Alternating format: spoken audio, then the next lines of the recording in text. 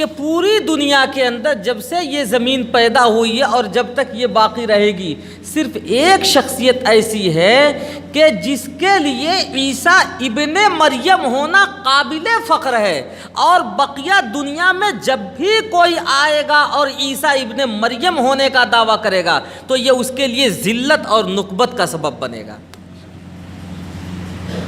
ہے نہیں ہے جی؟ عیسیٰ ابن مریم کی ابن مریم ہونے کی شہادت قرآن نے دی ہے، ہم مان لیتے ہیں. شکیل کے گاؤں میں گیا، اس کے گھر گیا، وہاں اسٹیج لگایا، پورے گاؤں کے ایک ایک فرد کو جمع کیا، علاقے کا S P, S S P, D M, magistrate, police والے جتنے ہو سکتے تھے ان کو بھی جمع کیا، ہر مکتب فکر کے جتنے لوگ ہو سکتے تھے ان کو بھی جمع کیا.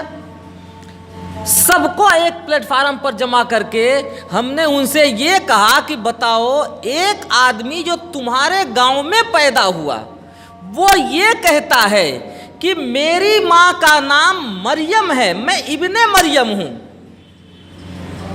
یہ صحیح ہے یا غلط؟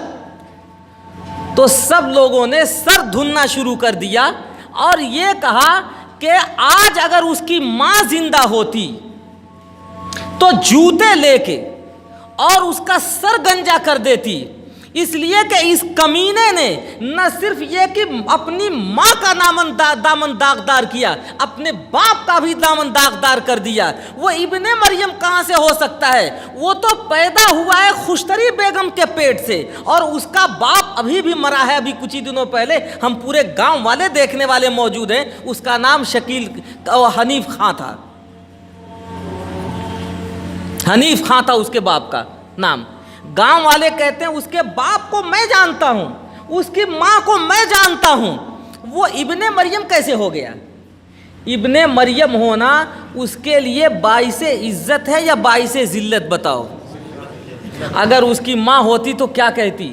یہ کہتی کہ کاش کہ اس خبیث کو میں جنم نہ دیتی، یا اگر یہ پیدا ہو گیا منحوس کمینہ تو اس کی شکل نہ دیکھتی، یہ زمین پھٹ جاتی، اس کے اندر دھنس کے میں نابود ہو جاتی. لیکن ایسے کمینے اولاد کی شکل نہ دیکھتی جس نے میرے پہ یہ الزام لگایا کہ میں تیرے پیٹ سے نہیں اے خوشتری بیگم بلکہ مریم کے پیٹ سے پیدا ہوا ہوں. یہ ڈوب مرنے کی بات ہے نہیں ہے شکیلیوں کے لیے. میں نے کہا کہ اگر اس کا باپ زندہ ہوتا تو آج میں دلی میں سب سے بڑا اسٹیج لگاتا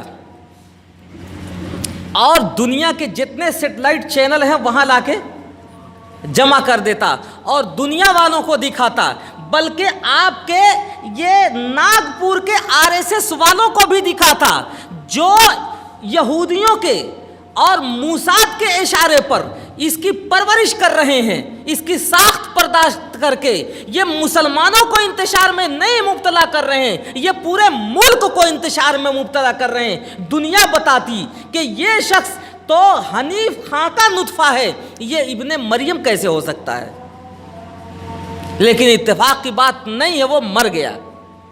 گاؤں والوں نے گواہی دی اور کہا کہ مولانا اب میرے سمجھ میں آیا کہ یہ شکیل کا فتنہ یہ مسلمانوں کو مذہبی انتشار میں مبتلا کرنے والا نہیں، الحمدللہ ان کا رابطہ کل بھی علماء سے تھا جنہوں نے ان کے دین کا تحفظ کیا، ان کے دنیا کو بھی کامیاب بنایا، اور ان کا رابطہ آج بھی علماء سے ہے. یہ آج بھی ان کے دین کا تحفظ کریں گے اور ان کے دنیا کو بھی کامیاب بنائیں گے. ان کا رابطہ آئندہ بھی اس واسطے سے علماء سے رہے گا تو نہ ان کی دنیا کو کوئی نقصان پہنچا سکتا، نہ ان کے دین کو کوئی نقصان پہنچا سکتا. لیکن ایسے بدتمیز جب ہندوستان جیسی زمین پر جگہ لینا شروع کر دیں گے اور پیدا ہونا شروع کر دیں گے تو ہندوستان کے لیے دھبے کا باعث بنے گا کہ ہندوستان ایک ایسا ملک ہے کہ پیدا ہوتا ہے کسی سے، نام بتاتا ہے کسی کا.